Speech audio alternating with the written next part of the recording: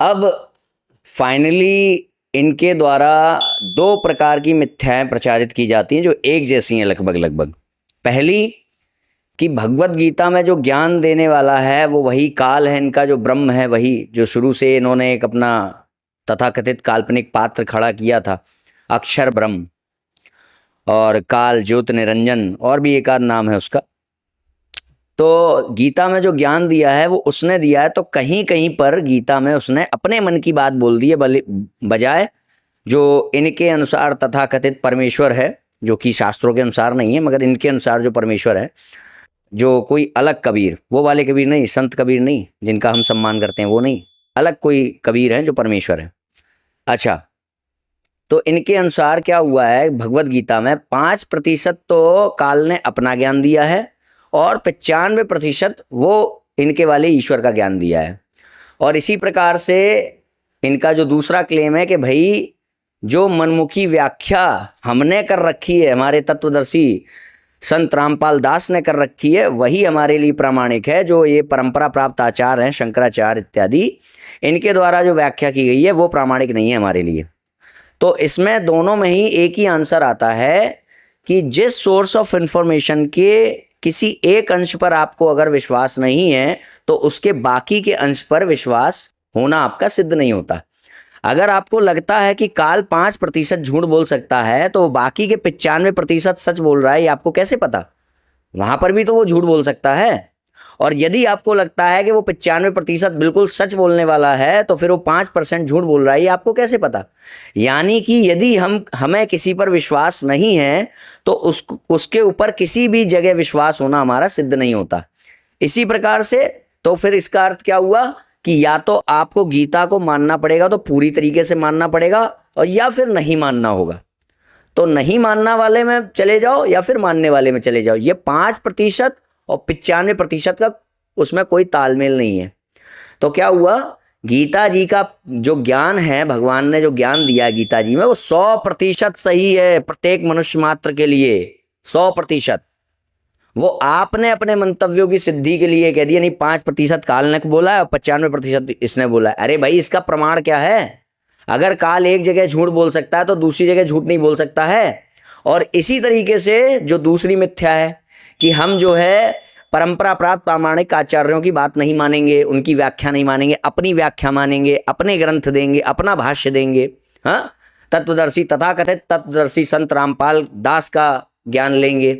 तो फिर उसमें क्या बात आएगी कि भाई आपके पास ये जो वेदों के मंत्र हैं जिनके ऊपर आप कह रहे हैं वेदों में प्रमाण है, ओए ओ कबीर साहब भगवान है, तो ये बात जो आप कहते हैं, ये कहने के लिए आपके पास वेद आए कहाँ से हैं? आपको कहना होगा कि हमें ये जो वेद प्राप्त हुए हैं ये गीता प्रेस से प्राप्त हुए हैं या फिर कहीं और किसी और पब्लिकेशन से प्राप्त हुए हैं, और उस पब्लिकेशन के पास ये जो वेदादि शास्त्र आए हैं ये आए हैं गुरु शिष्य परंपरा से। सपने में आकर के ये वेदादि शास्त्र उनको प्राप्त नहीं हुए। अभी भी आप देख लीजिएगा, उनसे जाके पूछ लीजिएगा आपको वेद कैसे प्राप्त हुए, तो वेदों के लिए वो किस पे निर्भर करते हैं? गुरु शिष्य परंपरा पे। तो यदि परंपरा से प्राप्त होने वाले अर्थ पर, अर्थ क्या है कि एक ही परमेश्वर के 5 रूप हैं, ब्रह्मा विष्णु महेश भगवती और गणेश, समय समय पर यही लोग लीला पूर्वक तरह तरह के अवतार लेते हैं और अलग अलग प्रकार की लीलाएं करते हुए हमें दिखाई देते हैं।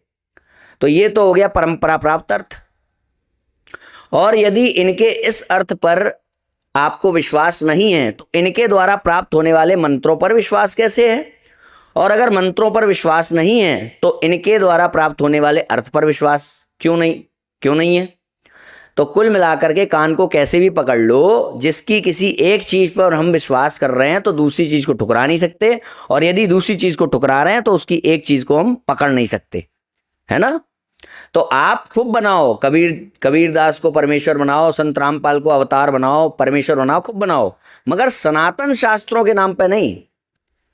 सनातन शास्त्रों के नाम पे बनाओगे तो हम जैसे लोग आपके सामने। अब आ जाती है वो अंतिम बात, जो कि इनके जो पूरा जो इन्होंने महल खड़ा किया है, विद्यों में प्रमाण हुए, कबीर साहब भगवान है, वो सारी बातें एक तरफ धरी की धरी रह जाएंगी जब हम अपने इस आखिरी अंतिम चैप्टर पर बात करेंगे। तो अंतिम बात क्या है कि इन्होंने वेदों में कहीं कहीं पर परमात्मा को कवि कहा गया है, और वहां पर संधि होने के कारण रा शब्द भी आ गया, रा अक्षर भी जुड़ गया है, कविर हो गया है। तो इन्होंने इस वजह से वहां पे कविर आ गया, कवि आ गया, तो वहां से निकाल करके ये लोगों से ये कहना शुरू किया है, ये प्रलाप करना शुरू किया है कि वेदों में प्रमाण है और कबीर साहब भगवान है। मतलब कबीर जो आ गया वो कबीर बन गया। तो सबसे पहला प्रश्न तो यही उठ जाता है कि अगर छोटी ई की मात्रा है तो बड़ी ई की कैसे हुई? अगर वहां पे कवि लिखा हुआ है, रा जो है संधि के कारण आया है, तो रा कैसे लग गया? अगर कबीर आया है तो कबीर कैसे हो गया? वाह आया है तो बा कैसे हो गया? किस आधार पे हो गया? हालांकि इनका आधार हमने देखा है किस प्रकार से 250 ग्राम मिर्चा डाल दिया जाता है आंख में। ऐसे ऐसे वीडियो देखे हैं रामपाल दास जी के, जिसमें वो अपना ग्रंथ दिखा रहे हैं कि काल है, ये काल लिखा है। वहां पर प्रिंटेड जो ग्रंथ है उसमें लिखा हुआ है काल, और उसके सामने पेन से लिख दिया अकाल। ये काल नहीं अकाल है, ये मैं नहीं, ये ने है। इसने कहा कि पुत्रो, हो गया ना, बाप ब्रह्मा विष्णु इसका पिता है, पुत्रो तुम दोनों ने ब्रह्मा विष्णु ने तपस्या करके असंग वेदों में सृष्टि और सत्य के नाम को प्राप्त किया। ये दोनों को इसी प्रकार मेरी विभूति से मेरे जैसे सकल के ईश्वर ने युने है, ईश्वर ने युने है, पेन से लिख रहे हैं काट के वहां पर।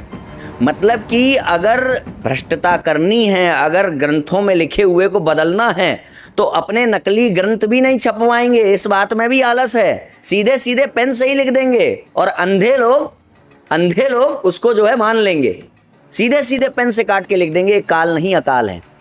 खैर, तो प्रश्न ये उठता है कि जो कबीर शब्द आया है वेदों में, ये कबीर कैसे बना? ये छोटी ई की मात्रा बड़ी ई कैसे हुई? इसके पीछे कौन सा सिद्धांत है, कौन सा सूत्र है संस्कृत का? वाह को बा कैसे कहा गया?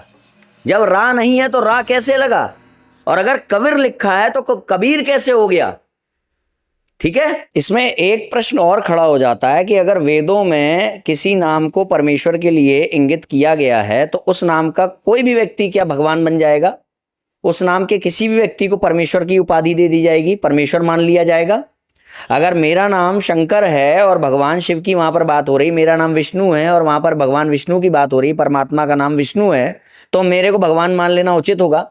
नहीं। इसीलिए कहते हैं परंपरा प्राप्त आचार्य गुरु गोविंद और ग्रंथ। जब गुरु गोविंद उस जो व्याख्या की जा रही है उसके अनुसार जो गोविंद है वो गोविंद सिद्ध होगा, सच्चिदानंद स्वरूप परमेश्वर सिद्ध होगा, पूर्ण परमेश्वर सिद्ध होगा, अनंत अबाध्य सिद्ध होगा, गुरुओं के द्वारा प्रतिपादित होगा, और वो जो ज्ञान है वो शास्त्रों के द्वारा भी प्रामाणिक होगा। तब इन तीन चीजों के आधार पर जो प्राप्त होगा वो धर्म कहलाएगा, वो ब्रह्म कहलाएगा। ऐसे थोड़ी ना कि उससे मिलता जुलता कोई भी जो नाम है वो हो गया परमेश्वर। ये कोई तरीका है क्या? अगर मेरा नाम विष्णु है और वेदों में विष्णु नाम आया है तो मैं भी परमेश्वर कहलाऊंगा क्या? अगर किसी का नाम रामपाल है और किसी जगह पर रामपाल नाम से व्याख्या की गई है कि रामपाल जो है द्वेषी है या हीन भावना फैलाने वाला है, दुष्प्रचार करने वाला है, मिथ्या फैलाने वाला है, तो क्या रामपाल दास जी को भी मान लिया जाएगा मिथ्या फैलाने वाला, भ्रम फैलाने वाला? अगर कहीं किसी कोर्ट में रामपाल दास के नाम के व्यक्ति को अभियुक्त मानते हुए उसको दोषी करार दिया जाएगा, तो क्या ये जो रामपाल हैं जिनको ये तथाकथित तत्वदर्शी कहते हैं उनको दोषी मान लिया जाएगा क्या कि वहां पर जिस रामपाल की बात हो रही है वो तुम ही हो? अरे भैया, और भी पैरामीटर्स होते हैं जिनके कारण ये चेक करना पड़ेगा कि जिस रामपाल को हम वो रामपाल समझ रहे हैं, जिसको सजा हुई है, अभियुक्त है, वो ये है कि नहीं। ऐसा तो नहीं कि किसी निर्दोष रामपाल को रामपाल नाम होने की वजह से हम दोष दे रहे हैं। तो ध्यान रखो, ऐसे ये कौन सा आधार है भाई कि अगर वेदों में कोई नाम आ गया तो उस नाम से मिलता जुलता एग्जैक्ट नाम भी सेम नहीं है, मिलते जुलते नाम के आधार पे हम सब प्रमाणित कर लेंगे, वेदों में प्रमाण है और कबीर सब भगवान है। मगर अब क्या है कि जिस तरीके की भाषा में आपको आता है समझ में, उसी तरीके की भाषा में बात करेंगे। तो क्या है वो भाषा कि अगर कवि शब्द का अर्थ इनके अनुसार कबीर है, कवि शब्द का अर्थ इनके अनुसार परमेश्वर है, परमात्मा है, परम ब्रह्म है, ठीक है, मान लिया ओए, मान लिया। ऋग्वेद 2:23-1 में लिखा हुआ है कि कवि जो है एक नहीं है, यानी कि आपका जो परमात्मा है वो एक नहीं है, उसके जैसे बहुत हैं। ऋग्वेद 2:23:1 उसमें क्या लिखा हुआ है? कविम कविनाम, यानी कवियों का कवि कौन है पता है? मेरे पीछे दिख रहे हैं? पीछे दिख रहे हैं आप लोगों को मेरे? ज्वाला सी जलती है आंखों में जिसके भी दिल में तेरा नाम हो। हाँ, गणपति महाराज। कवियों के कवि कौन हैं? गणपति महाराज। आपके अनुसार जिस परमात्मा को कवि कहा गया है वो कवि एक नहीं है, बहुत सारे हैं। कविम कविनाम। और वो जो बहुत सारे कवि हैं उनमें भी जो उन सबका बॉस है, उन सबका ईश्वर है, उन सबका प्रमुख है, श्रेष्ठ है, उन सब में वो हैं गणपति महाराज। ये क्या लिखा है? ये लिखा है ऋग्वेद में। आप लोग अब तक कह रहे होंगे कि आपने हमारे रामपाल दास जी की तरह ग्रंथ क्यों नहीं दिखाया, केवल श्लोक क्रमांक मंत्र क्रमांक क्यों बोले हैं? बुक खोल के दिखाओ, बुक खोल के दिखाओ। ऐसे भी कुछ लोग होंगे। अरे भैया, जो आदमी आपसे झूठ बोल सकता है वो आपको झूठ बनाने के लिए, आप मिथ्या प्रचार करने के लिए नकली ग्रंथ भी छपवा सकता है। ठीक है? हमने आपको इतने कट्टा भर के प्रमाण दिए ना। कट्टा होता है ना, जो गेहूं का कट्टा आता है, बोरी 100 किलो की, वो कट्टा भर के प्रमाण दिए हैं। और इस वीडियो के साथ, ये अंतिम वीडियो है, तो इस वीडियो के साथ आपको PDF का लिंक मिल जाएगा डिस्क्रिप्शन में। कट्टा भर के प्रमाण लेके घूमना। वेदों में प्रमाण है कबीर साहब के भगवान गणेश हैं। क्या घूमोगे लेके? वेदों में प्रमाण है, ओ गणेश जी भगवान है। हाँ, कैसे? ये है ऋग्वेद। अब बुक खोल के भी दिखा रहे हैं। ऋग्वेद 2 मंडल। कौन सा मंडल? 2 मंडल। ऋग्वेद 2 मंडल, 2 मंडल का 23वां सूक्त। क्या लिखा है पहले मंत्र में? गणानाम त्वा गणपतिम हवामहे कविम कविनाम। क्या लिखा है? कविम कविनाम।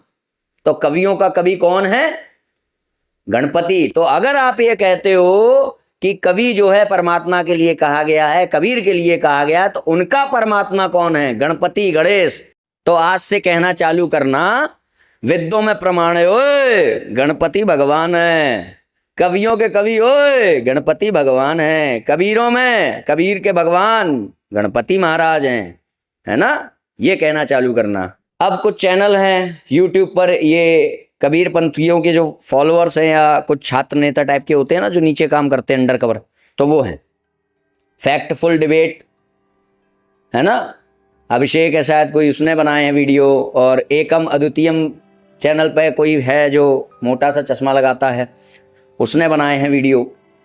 और कुछ कुतर्क टाइप के करते हैं। हालांकि उसने पहले भी बनाए थे, एकम अद्वितीयम वाले ने पहले भी बनाए थे हमारे ऊपर वीडियो। तो उसमें क्या था कि उसने ये बोला था इतनी गहराई से नहीं जाना जाता है चीज़ों को। जब हमारी बाल की खाल निकालने की बात आती है तो उसमें उसने एक जगह तर्क दिया था, इतना ज़्यादा गहराई से नहीं देखा जाता है ना? तो इसलिए हमने उसका कभी प्रतिकार ही नहीं किया वीडियो बना के। जो व्यक्ति खुद ही कह रहा है कि इतनी गहराई से नहीं देखा जाता है, अब वो गहराई का पैरामीटर क्या होगा भाई? इतनी गहराई से नहीं देखा जाता है तो तुमने जो शास्त्र लिखे हैं उसके लिए हम कह दें इतनी गहराई से नहीं लिखा जाता है। जो भी तुमने कहा है वो ज़्यादा गहराई में जाके लिखा है। जाओ, नहीं माननी तुम्हारी बात। गहराई का कोई पैरामीटर नहीं है। जितना गहराई में जाओगे उतना सत्य के करीब जाओगे। तो खैर, अब इन लोगों ने बंद कमरे में बैठ करके सिंगल साइड गेम खेलते हुए खूब सारे वीडियो हमारे ऊपर बना रखे हैं। तो मैं आप लोगों से कहना चाहूँगा भाई, फैक्टफुल डिबेट और जो एकम अद्वितीयम वाले हैं, कि भाई बंद कमरे में बैठ के कायरता पूर्वक वीडियो बनाना बहुत आसान होता है। हम कहाँ गए थे? 15-15, 20-20 लोग थे आपके लोग वहां पे। हाँ, उनके बीच में जाके पूछा था, कैसे कह दिया तुमने कबीर भगवान है, ब्रह्मा विष्णु महेश भगवान नहीं है ना? तो ऐसे थोड़ा साहस दिखाओ। लखनऊ नहीं आ सकते हो तो चलो लाइव ही आ जाओ। नंबर नोट करो, 7408301869। आप लोग और आपके साथ साथ कोई और भी जो वैचारिक मतभेद रखता है वो व्हाट्सएप करे इस नंबर पे। वहां एक फॉर्म मिलेगा, फॉर्म भरे। और ये ध्यान रखिएगा कि अपने चेहरे के साथ ही आना होगा लाइव चर्चा में। वैसे जो ये फैक्टफुल वाले हैं और जो ये एकम अद्वितीयम वाले हैं, इतने तो साहसी हैं कि चेहरा ले के वीडियो बनाते हैं। ये बात मुझे आपकी अच्छी लगी। हाँ, मगर बंद कमरे में बैठ करके एक तरफा काम ना करिए भाई। जिस समय आप बोल रहे हैं, कोई आक्षेप लगा रहे हैं, उसी समय सामने वाले को वहां पर काउंटर करने का अवसर दीजिए। ठीक है, ये एक साइड गेम खेल करके सुरक्षा के घेरे में कि अभी हमारी बात को काटने वाला कोई है नहीं, कुछ भी बोल लो, है ना, वो काम मत करिए। ठीक है, आइए, सामने आइए। और हाँ, ये भी कोई बहुत बड़ा इशू नहीं है कि आप ही हमारे चैनल पर आएंगे, वो चैनल डिसाइड कर लिया जाएगा, कोई मध्यस्थ का चैनल ढूंढा जाएगा, आप बस संपर्क करिए, चर्चा कैसे करनी है वो डिसाइड हो जाएगा आपस में वार्ता करके। तो इस गलत फहमी में भी ना रहिएगा कि नहीं नहीं चर्चा सिर्फ हमारे ही चैनल पर पॉसिबल है होना, नहीं, कोई ना कोई बीच का चैनल, कोई मध्यस्थता ढूंढी जाएगी, कुछ ना कुछ सामंजस्य बिठा लिया जाएगा। संपर्क करिए, साहस दिखाइए, है ना। माता जी ने निष्ठापूर्वक दूध तो पिलाया ही होगा, तो साहस दिखाइए, उस दूध की वो ऋण चुकाइए, उसका सम्मान करिए, उस मान करिए रक्त का, है ना। तो ये सारी चीजें हैं। और अगर नहीं आ सकते हैं या जब तक आएंगे तब तक अपने लोगों को आज से क्या सिखाएंगे, और वेदों में प्रमाण है, ओए ओ गणेश जी भगवान है ना। गणेश चतुर्थी का महोत्सव तो चल ही रहा है इस समय, गणेश महोत्सव। तो इसीलिए मैंने वीडियो के शुरुआत में कहा था कि गणेश जी इस पूरी श्रृंखला के महानायक है, महानायक, मेन हीरो। क्योंकि कवियों का कवि कौन है? कवि परमात्मा है ना। कवियों का कवि कौन है? परमात्माओं के परमात्मा कौन है? भगवान गणेश, भगवान गणेश। तो हमने आज क्या क्या सीखा वो भी देख लेते हैं एक बार संक्षिप्त में। पहली बात, परंपरा प्राप्त आचार्यों को पता है कि परम तत्व एक है एवं लीला रूप से कई रूपों में प्रकट होता है। ब्रह्मा विष्णु महेश के माता पिता कोई और नहीं, स्वयं ब्रह्मा विष्णु महेश ही हैं, जो लीला पूर्वक अलग अलग रिश्ते नाते संबंधों में आपको दिखते हैं। एक ही परम तत्व सृष्टि की रचना करने के निमित्त भिन्न भिन्न रूपों में प्रकट होकर भिन्न भिन्न प्रकार की लीलाएं करता है। ब्रह्मा विष्णु महेश सतगुण, रजगुण तथा तमोगुण से परे त्रिगुणातीत हैं। ब्रह्मा विष्णु महेश को लीला रूप से जन्म देने वाली भगवती तत्व हो सकती है, परंतु अंततो गत्वा ब्रह्मा विष्णु महेश, भगवती और गणेश में कोई भेद नहीं है। वेदों में ब्रह्मा विष्णु महेश, भगवती और गणेश को परम तत्व के रूप में ख्यापित करने वाले अनेकानेक प्रमाण हैं, अनेकानेक वेदों में प्रमाण है। कबीर जी का कोई और भगवान है ना। हाँ, पुराणों में इस प्रकार देवी भागवत प्रामाणिक है, जिस प्रकार देवी भागवत प्रामाणिक है उसी प्रकार अन्य जो 17 महापुराण है वो भी प्रामाणिक हैं, जिनका जो प्रमाण है वो देवी भागवत में भी मिलता है, श्रुति शास्त्रों में भी मिलता है ना। वेदों में प्रमाण है। हाँ, उनमें प्रक्षिप्त, उसमें क्या श्लोक गलत जोड़ दिया गया, क्या मिलावट हुई है, क्या नहीं हुई है, इसका निर्णय परंपरा प्राप्त आचार्यों के ऊपर के पास सुरक्षित है। ये भी निर्णय कोई और नहीं ले सकता कि क्या प्रक्षिप्त है क्या नहीं, ये परंपरा प्राप्त आचार्य निर्णय लेंगे, है ना। क्योंकि तत्वदर्शी तो जो आपके रामपाल जी हैं वो भगवत गीता के अनुसार सिद्धि नहीं हुए ना, है ना। जो आप कहते हो, आपका जो एक क्लेम है कि भाई नहीं हम व्याख्या तो तत्वदर्शी संत की मानेंगे, अर्थ तो हम तत्वदर्शी संत का ही मानेंगे, तो तत्वदर्शी तो वो सिद्धि नहीं हुए। तत्वदर्शी तो वैरागी सिद्ध हो रहा है आप ही के श्लोकों के अनुसार। जो श्लोक आपने बताए, उल्टा वृक्ष की व्याख्या करने वाला तत्वदर्शी और उल्टे वृक्ष की व्याख्या करने वाला होना चाहिए वैरागी। वो अगले ही एक श्लोक छोड़ के लिखा हुआ 15.3 में, तो तत्वदर्शी वो नहीं है ना, वैराग्य नहीं है उनके पास। अच्छा, ब्रह्मा विष्णु महेश अविनाशी हैं। गायत्री मंत्र को ठुकराते हुए रामपाल दास द्वारा दिया गया जो मंत्र है शास्त्र सम्मत सिद्ध नहीं होता, और उसको जपने की विधि भी शास्त्र सम्मत सिद्ध नहीं होती। गायत्री मंत्र को ठुकराते हुए, ये ध्यान रखिएगा। हाँ, गायत्री मंत्र को ठुकराओगे, गायत्री मंत्र से तो भोग और मोक्ष दोनों चीजें मिल रही हैं। रामपाल जी ने शास्त्रों के आधार पर तत्वदर्शी अथवा प्रामाणिक आचार्य, अच्छा, रामपाल दास जो हैं वो शास्त्रों के आधार पर तत्वदर्शी संत रामपाल सिद्ध नहीं होते। अपने आधार पर कर लो, मैं कह रहा हूं मैं तत्वदर्शी हूं बस, या हम मानते हैं कि वो तत्वदर्शी है बस, इतना कहो। शास्त्रों के आधार पर सिद्ध नहीं होते, ठीक है। वेदों में प्रमाण नहीं है, हाँ, गीता में प्रमाण नहीं है।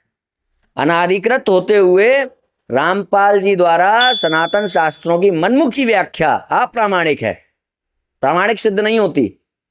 गीता का 100% ज्ञान मनुष्य मात्र के परमार्थ का हेतु है, हितकारी है मनुष्य मात्र के लिए, कोई 5 और 95 का अंतर नहीं है। परंपरा प्राप्त आचार्यों द्वारा दिया गया शास्त्र सम्मत ज्ञान ही मनुष्य मात्र के लिए अनुगम्य है। परंपरा प्राप्त तत्वदर्शी संत, परंपरा प्राप्त आचार्यों द्वारा, रामपाल दास जी के द्वारा नहीं, क्योंकि वो वैरागी है ही नहीं, परंपरा प्राप्त है ही नहीं, है ना। समस्त श्रुति स्मृति शास्त्रों में सामंजस्य की शिक्षा देते ही नहीं है, हैं? अपने भक्तों का, अपने शिष्यों का संशय दूर करते ही नहीं है। कौन सा पैरामीटर सेट होता है उनके पास, उनके ऊपर प्रामाणिक आचार्य का? वेदों के अनुसार सिद्ध नहीं होता। अपनी नई नियमावली बनाओ, छपवाओ, उनको तत्वदर्शी कहो, उनको भगवान कहो, अवतार कहो, कुछ भी कहो, कोई दिक्कत नहीं। तो ये सारी चीजें हमें जानने को मिली। और एट द एंड आप सभी से जो भी इस व्याख्या से सहमत नहीं है, किसी भी प्रकार की आपत्ति है, हमारा नंबर है 7408301869। इस पर व्हाट्सअप करिए, कॉल मत करना, व्हाट्सअप करना, ठीक है। व्हाट्सअप करो और सिद्ध करो कि विद्यों में प्रमाण है और किस तरह कबीर भगवान है। हमने फिलहाल से, और जब तक नहीं आ रहे हो ना, तब तक अपने लोगों को आज से सिखाना शुरू करो। ऋग्वेद के अनुसार वेदों में प्रमाण है और गणपति भगवान हैं। जय श्री राम।